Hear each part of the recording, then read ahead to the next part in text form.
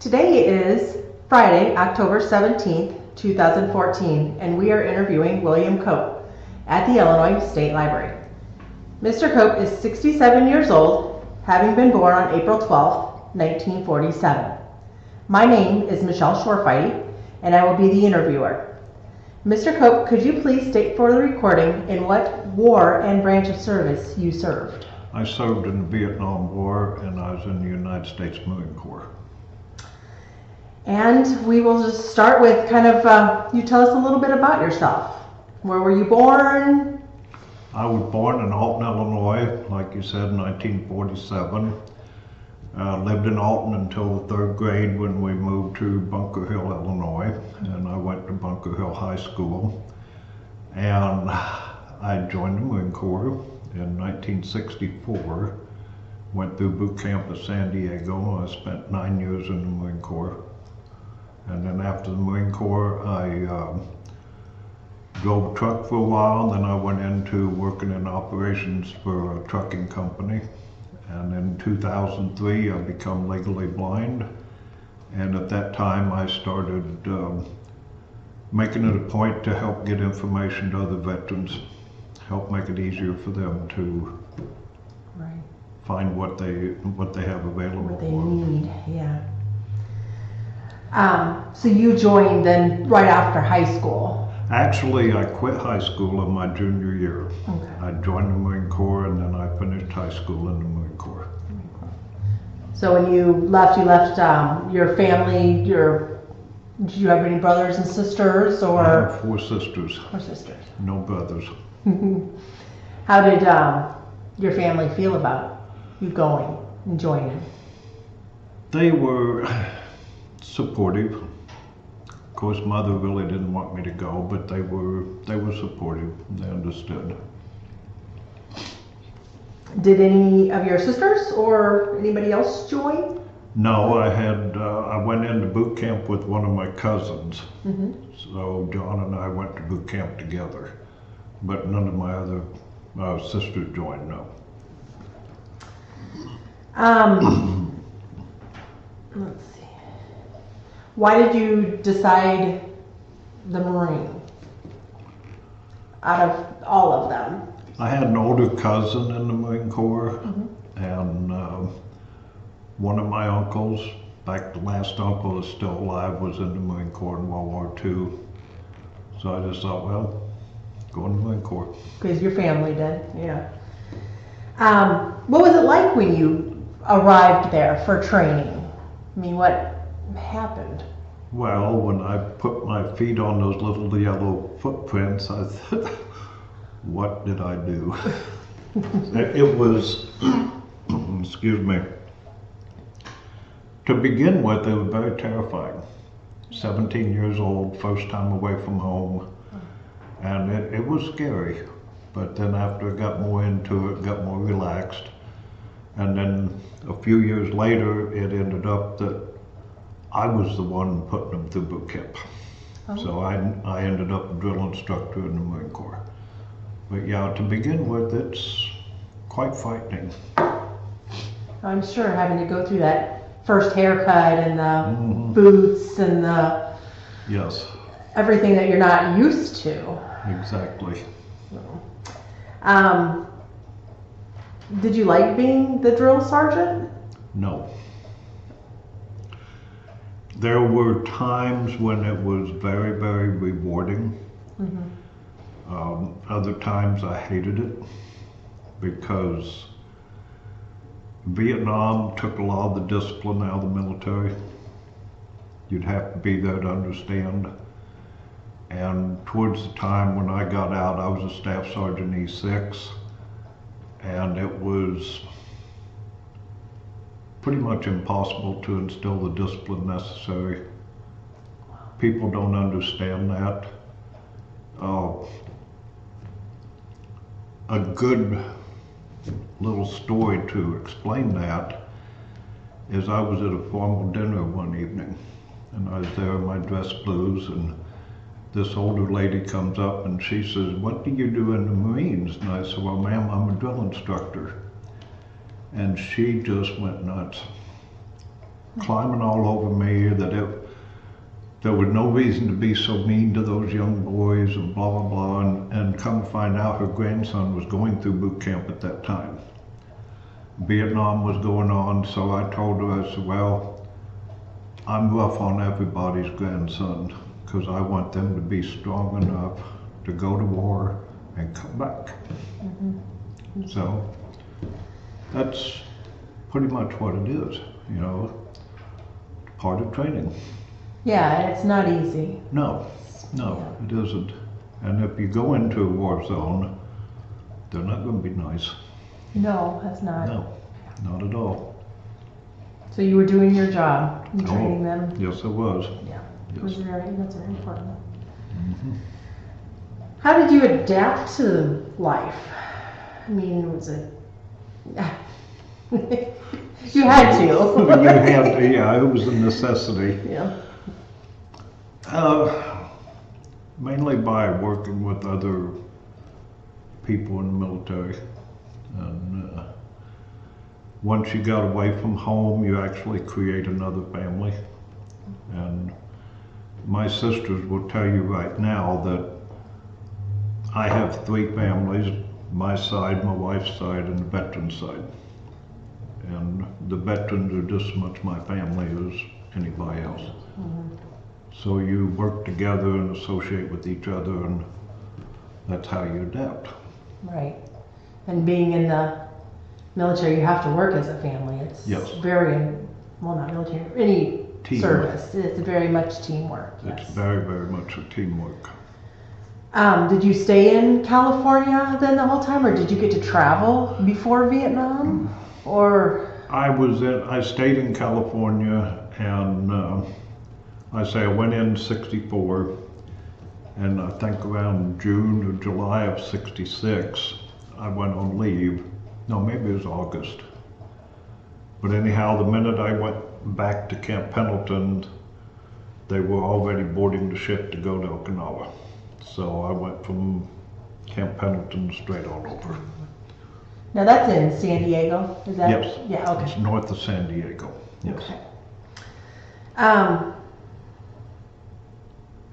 So when you went straight over there to Okinawa, what all happened then? I mean, what did you do? When we first got there, we actually had to go way north to go around a typhoon coming in. Oh. So when we first got coming in? Yes, a typhoon. And the first few weeks we were restricted to the barracks because the storm was so bad. But then after the typhoon got through, then we started training, practicing amphibious landings, like you've seen in the old World War II movies, the guys climbing down the side of the ship on the nets. Oh yeah. I've done that many times, and we were practicing that and embarking on ships, just getting ready for a big landing.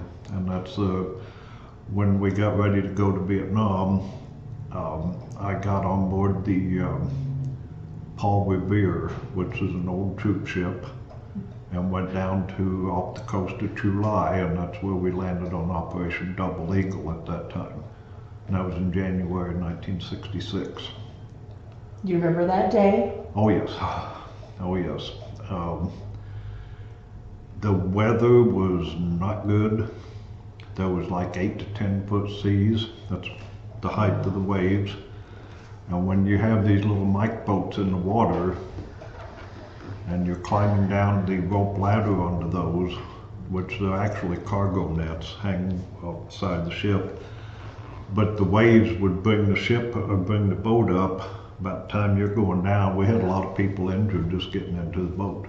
Wow. That the weather was so rough. But I remember that day. I'll never forget it.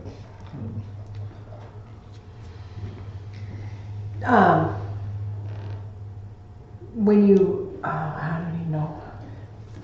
When you got off of the ship and on to the land, what all transpired? I mean, was it you had to find a place to stay, or That was all pre-planned. Oh, okay. You know, that in your operation orders, they have that all planned out where each unit's gonna go. So that was all prearranged. And we went in there and set up our area, and you know, first thing you do is establish a perimeter guard. And then I never went out on any of the patrols, but we'd have the patrols go out and just, I don't know. But no, that's all prearranged. Prearranged stuff, pre-planned, okay. Yes. I did not know that. When you were there, did you encounter any fighting or combat or? Not the first time. The second time I was there, I was a maintenance chief for an artillery battery. And every now and then they would want to try to come in and get the big guns, you know, knock them out. So that was interesting at times. Oh, I'm sure. Yeah. It's scary. So when you were over there, what kind of food did you eat? Sea rations. Sea rations, which are? Sea rations. We had, in the mess hall, we'd have cooks that for breakfast you had powdered eggs and bacon and toast. That was, you knew what you were going to have every meal every day. And then at lunch it was like cold cuts. And then at night, whatever the cook had to throw together. But when you're out in the field, it's sea rations. That's it. It's a little box that has a meal that has a main course and a dessert, and they always have a chocolate bar. And then back in those days, they actually had a little pack of 4 cigarettes. Oh, wow. Of course, now they don't do that, so. Right. Yeah. Is that the Lucky Strikes that I was seeing out there? Is that what they use? Probably. I saw that. I was like, oh, that's interesting.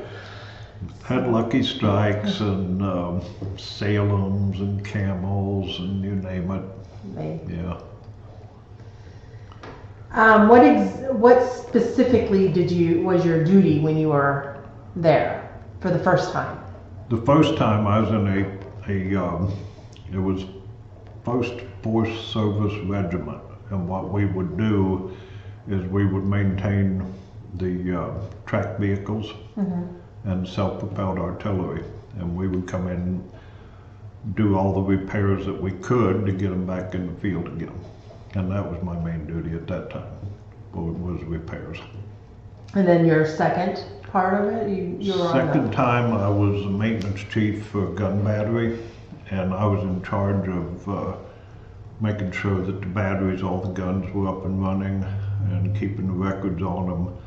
I also took care of a lot of the motor transport equipment, and I was also a platoon sergeant at the time. What were the dates? I mean, the first time I know you said the first time you went over there. What was the dates of the second? Did you come back to the United States and then? Yes, I came back in November of '66, and then I stayed until '69, February, I believe. And that time I got on a plane and flew directly to Da Nang. And then I came back in March of '70 from the second tour. Was there a lot of people that did a couple tours, or was that that very normal? Oh yes. Okay. Yes. I know you said that you have, the veterans are your second family. Did you make a lot of very close friends that you're still friends with today? Not really. That were in your... No. We all went separate ways. I know some people have, but I just very seldom do ever find anybody that I served with. Because I've seen it where people have gatherings or get-togethers and stuff, so... Yes. Yeah. What did you do for entertainment while you were over there? Or was there entertainment? Well, in 1966, I went to a show with Aunt Margaret. And I have pictures of Aunt Margaret there doing the USO show. She was just a kid. But we would have movies and sit around and play cards. Sometimes we'd play music, and that was pretty much it. Did you get any leave time while you were there? I mean, did they allow you to leave? I took R&R, and I went on R&R in '66 to China. Went to Kowloon, China, and it was really interesting because myself and a friend of mine was at a Hong Kong Hilton hotel, I believe it was. We went down to have breakfast, and we're sitting there having breakfast, and I happened to look over and I said, "That's Steve McQueen." Wow. And Steve McQueen was actually over there making the movie Sand Pebbles at that time. Oh. And Steve McQueen, what a lot of people don't know, he also was in the Marine Corps. And he was in tracked vehicles, and Steve McQueen's maintenance officer was my maintenance officer. Huh. A man named Warrant Officer Kuntz. So I motioned one of his aides to come over, and I just asked him, I said, "Go ask Steve McQueen if he remembered Gunner Kuntz." And that's all it took, and he come over and had breakfast with us, and we visited for a little bit. But that was in '66 in China, and I found China was a fascinating place. I would love to go back, but not the way the world is now. No. Yeah. And then in '69 and '70, well, I'll take it back. In '66, I also went to Hawaii, and my ex-wife and I, she flew over and we spent a week together there. No, that was in '69. Yeah, '69 I went to Hawaii. Then I also went to Sydney, Australia, and the ships now and then, I was on a floating battalion for a while, and they'd say, "Any volunteers to go to the Philippines?" Heck yeah, I'll go. So you've traveled the world, it sounds like. I tried to. I never made Europe. I always wanted to make Europe, but I never did. It was all in the Western Pacific. So. Were there other entertainers that you saw, or was it just that? One of them was Martha Ray. I don't know if you know her. No, I don't. Well, you know Martha Ray? She was from back in the vaudeville days mainly. But Martha Ray was also a lieutenant colonel in the Army Reserve. So she came over. I never did get to see Bob Hope. I hope to see him. But during my time, I've run into Bob Crane from Hogan's Heroes. Kicked him off a tank park one time. When I was in Iowa City a couple years ago for the Disabled Veterans Golf Tournament, one of my foursome was country singer Lucas Hogue. I don't know if you know Lucas. Yeah. And Gary Lewis and the Playboys. He's Jerry Lewis's son. And then B.J. Thomas was there. And what was the other? Played for the Denver Broncos. He'd kill me if he knew. I forgot his name. He's a linebacker for the Broncos. So that was my foursome. I had all the celebrities that day on the golf course. So. That would be fun. You get to learn a lot.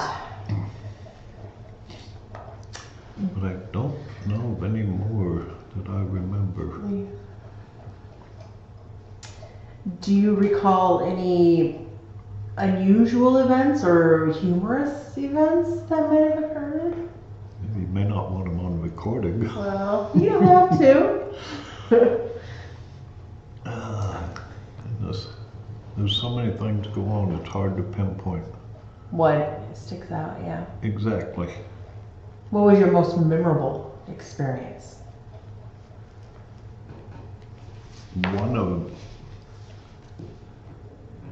One that I cannot forget is coming home.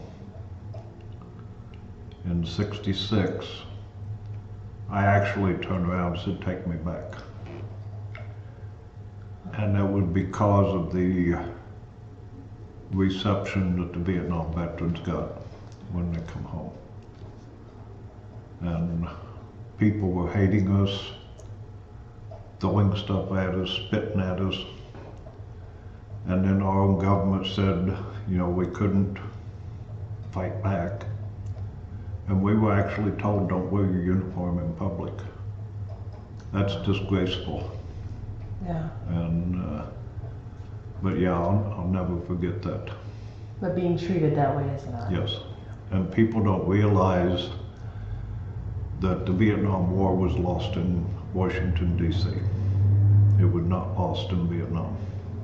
And first off, we should have never been there, but that's where it was lost, in Washington. Then you guys took the. Yeah. Okay. Oh boy. Were you awarded any medals or citations? I have the Vietnam Service Medal with 3 stars. That means a star for every 6 months. So I spent over 2 years over there. I got the Vietnam Campaign Medal, the Vietnamese Unit Citation Cross of Gallantry, the Combat Action Ribbon, Marine Corps Drill Instructor Ribbon, the Good Conduct, and National Defense. That's great. Yeah. Do you have them all displayed somewhere, or are they on your uniform still? Or I have a leather Marine Corps coat that I wear my rank and my ribbons on. Nice. And then I have one room at home that we've converted into a computer room, and I have everything up on the wall. And so, yeah, I have it displayed. While you were there, did they give you enough supplies? Did you have plenty of supplies? Or was there a shortage, or? We were, let's say, fairly well supplied. But sometimes the supply people thought it was their own personal stuff they were giving out. And, but no, we were pretty well supplied. Okay. Where were you when the war ended, and what was your reaction to the news? 75. I was driving a truck at that time, but when they showed these pictures of the fall of Saigon, it was very sad. And one of the reasons it's been proven, even one of the top North Vietnamese generals even stated in an interview, had we continued bombing Hanoi for 1 more week, and had we not went back on our word to supply the South Vietnamese army, Hanoi would have fallen. We would have won that war. Just 1 more week. But to see all the waste, the destruction, 58,000 young Americans dead, and you'll never know, there will never be an accurate count of how many Vietnamese and North Vietnamese were dead, were killed. It's impossible, because a lot of them, they would drag their dead off so that the numbers could not be told. And people don't realize that, but they actually did. They'd drag them off and hide them. So we'll never know the full cost of that war. There's a lot. So what did you, I know you said you were driving trucks. Is that what you did when you got out of the military? And then what did you do after that? Well, after that, let me back up. Okay. Before I got out, I applied to the San Diego Police Academy, and I have been accepted. My ex-wife talked me out of it, because even today I'd just as soon kill a druggie or a child molester to look at them, and I would have done that back then. So then I went into driving a truck, and I drove for about 15 years, and then I had a chance to go into the operations part of a trucking company, and I went into that. And in the early part of the 90s is when all the Qualcomm and satellite communications really started to come in, and I got so involved with that stuff, and I really started working with that through a trucking company. And I did that until 2003, but in 94 I started fighting a disease called histoplasmosis, which got in both of my eyes. And finally in 2003 the doctor said, that's it, we're declaring you legally blind. And then I quit working, and that's when I really started getting involved in the different veterans issues. And here I am. How did your military experience influence your thinking about war or the military in general? What was that again? How did your military experience influence your thinking about war or just the military in general? It influenced it greatly. I'm not opposed to war. I don't like it. Sometimes it's necessary. But at one time when I visited a congressman last fall, I told him that I know firsthand what it's like to be in a war with my hands tied behind my back by politicians. I believe if we're going to send young men and women to war, let them do their job. No offense, get the reporters and politicians out. Give them their orders, let them do their job. We would not be in this situation right now if they would do that.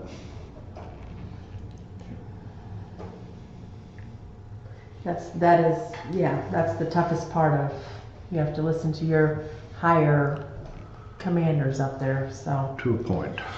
Yeah. Because you got your own commanders too to listen Yes. to. Yes. You said you're involved a lot in the veterans. Are you in any organizations right now? Oh boy. Right now How I'm a many of member them? of the VFW, member of the American Legion. I'm a life member of the Blinded Veterans Association of America. I'm vice president of the Veterans Assistance Commission in Montgomery County. I'm a board member and founder of a not-for-profit corporation called the Montgomery Veterans Task Force. I'm on the delegate to the state Illinois Association of County Veterans Assistance Commission. I'm on the legislative committee for that. And I'm also on Congressman Rodney Davis's Veterans Advisory Board. So I stayed busy. You stayed very busy, yes.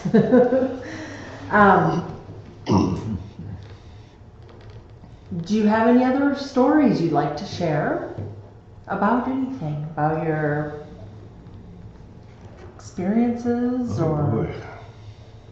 There's so many. I remember one time when I was a drill instructor, I had a young man come in and inform me that his father was Major General, and I'm not going to say any names. And I would not tell him what to do. Well, we changed his attitude quite rapidly. But no, it just, I don't know. There's so many things, you know, you see the world and meet so many people. It's hard to come up with just one particular story. But You had to do it all over again? I would. Yeah. Yeah. The only thing I probably would have gone ahead and stayed in for 20. I had every intention of going for 20 years, but then when I went on the drill field as a drill instructor, that was back in the early 70s when there was all kinds of racial problems. And if you were DI with no racial allegations or maltreatment and all that, then you were pretty much locked in.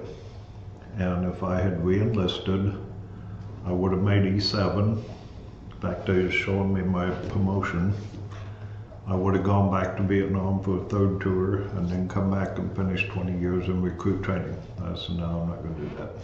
So, Was that the hardest, was that hard to do? Just to, if they had that all in front of you, you know, here you can have the promotion it was hard, but yet I think it was, at the time, it was the best thing. Sometimes you just gotta bite the bullet and say it's time to go, you know. But how has your service and experiences affected your life?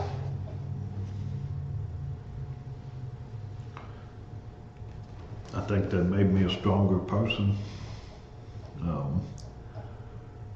Definitely from seeing other countries, it's made me appreciate what we have here. I get very angry when I see people burning our flag, talking bad about our country. When you've gone to countries and you've seen children that would actually kill their brother or sister for a piece of bread, it makes you appreciate it here. And I just think that we need to toughen up, and like I told Rodney Davis last fall, I said it's time we diversify America. And I strongly believe that, which I don't care. I mean, they put their pants on the same way I do. And if they don't like what I say, they can get up and leave. But it's given me a lot of strength that I probably wouldn't have had now. And when 9/11 come along, you go down the highway and see all these flags flying on the cars. To me, that's false patriotism. 95% of them would turn and run if this nation was attacked. But no, it's definitely made me stronger, and I really seriously feel that we should reenact the draft. For this war right now that we should have never got rid of the draft. We should reenact the draft, and possibly men and women should be drafted. There are countries, Sweden I believe, it is required, regardless of who you are, do 2 years of military service. And I think we need that. That would make it for a very strong nation, I think.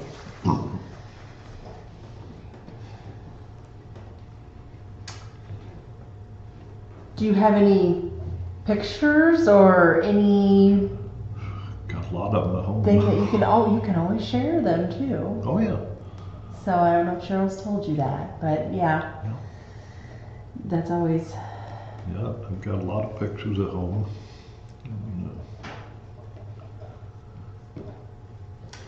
I'm trying to think of anything else. Do you have any last Oh goodness.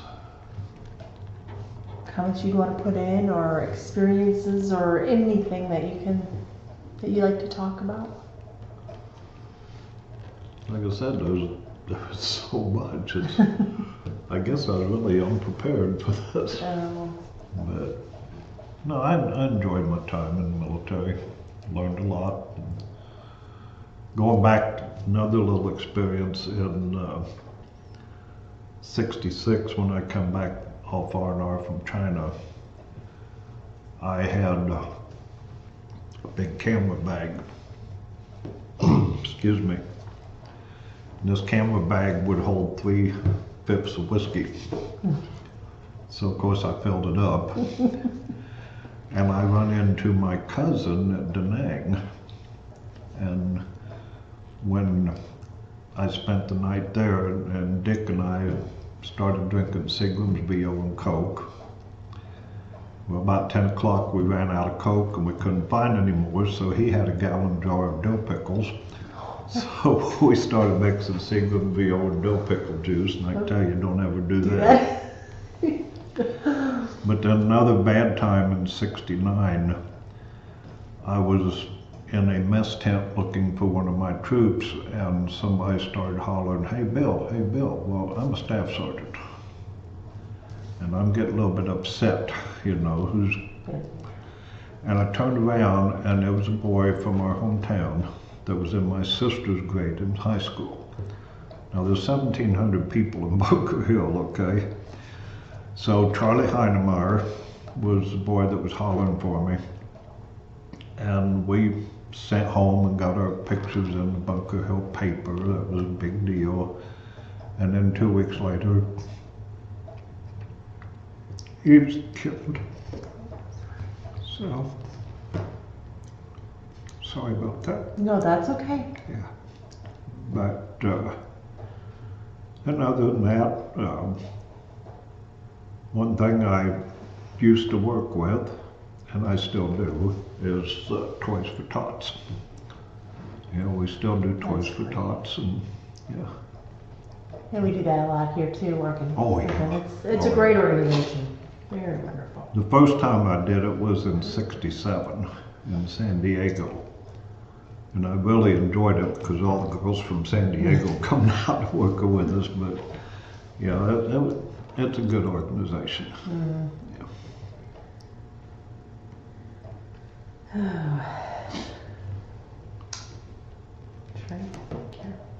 When you were on leave, like when they sent you to, when you went to China for your R&R, did they fly you, or did you have to use your money to No, they go? flew us. Oh, they flew you to wherever you wanted to go? They flew Is us. that? Uh-huh. Oh, okay.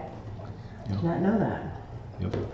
And did you get to go back home? I mean, like go see your parents? No. They wouldn't. Okay. No. That was too far to go all the Yeah. way back. Okay. Well, that'd be And fun. back in those days, we didn't have cell phones Right. and all that, so Paper and pen and. yeah. Do paper letter and writer, pen, yeah. Yes, that was it. Did you keep all those? No, No. no, It's a lot of paper. no. Oh. Well, if I I can't. know one time when I was on R&R in China, it's a little bit of an on little story. But a bunch of us had a huge party. And I mean, we had a lot of liquid flowing, and I always carried my camera everywhere I went. But I would send a roll of film home to Mother and have her develop them into color slides. So I forgot which roll was which, and so I just sent them all home. And Mother got them developed, and one day she told my sister and brother-in-law, she says, I think I'm just going to take these down to the church and show them what the guys are going through in Vietnam. So Ed talked to her and he said, Mom, let me bring my projector up. So the next week he brought his slide projector, and of course the very first picture that come up on that screen was a naked Chinese girl and booze bottles all over the place. Mother destroyed all those, and I got such a horrible letter. I wish you'd show them at church. That would have. Oh Lord, that would be awful. Yeah, you would have heard about it then. Oh yeah, yeah. So all those pictures are. They're gone. They're gone. Oh. But I did take a lot of pictures over there, but one thing I absolutely would not take a picture of any wounded or killed. Dead or wounded. No, that, no way. I don't blame you there. Nope. Did you see a lot of that? I mean, that's. At one time in '66, an infantry company got hit real bad, and the mechanics where I was at was actually, we were over carrying stretchers. Some of us were doing minor medical treatment. There was over 240 brought in one night. Yeah, it was bad.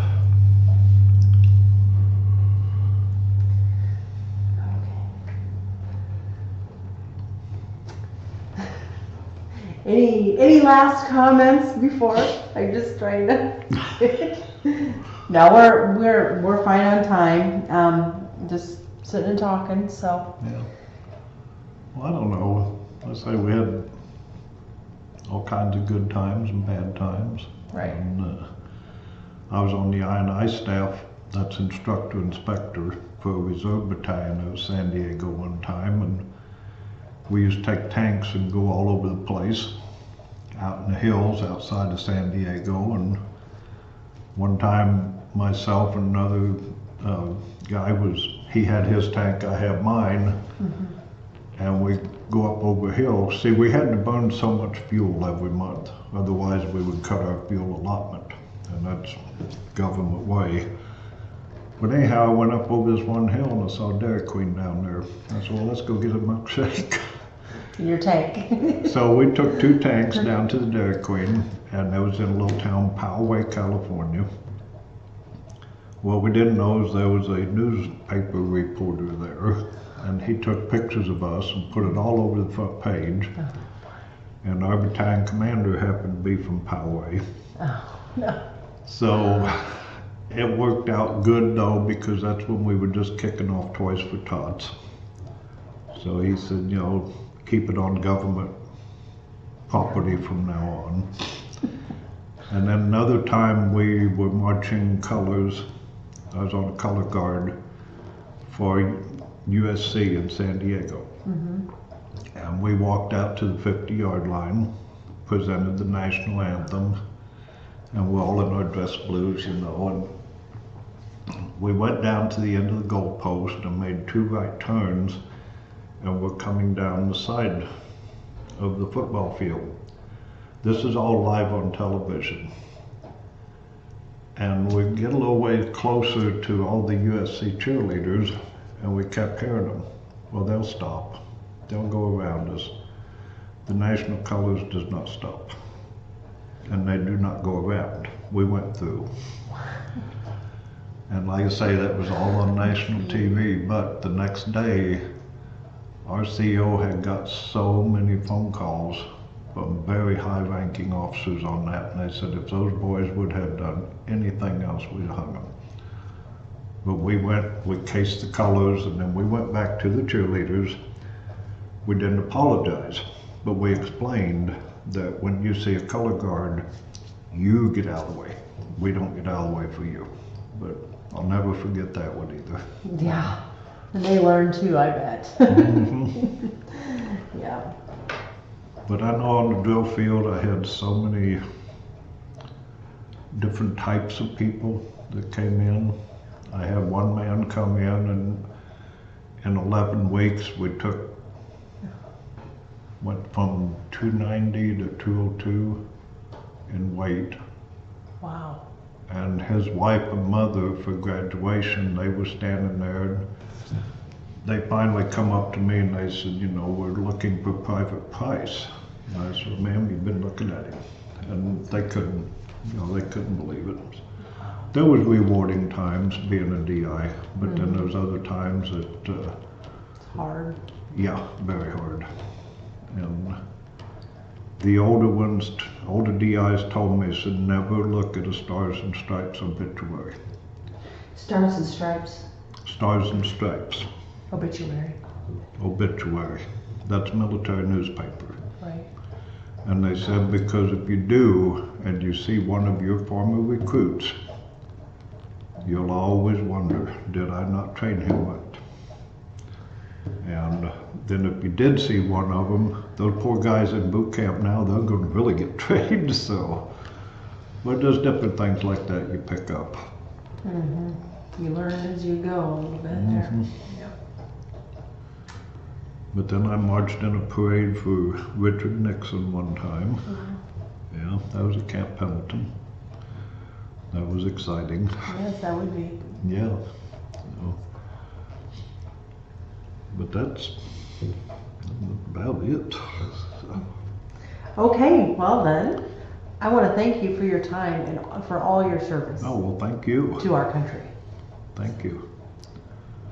You're doing a great service to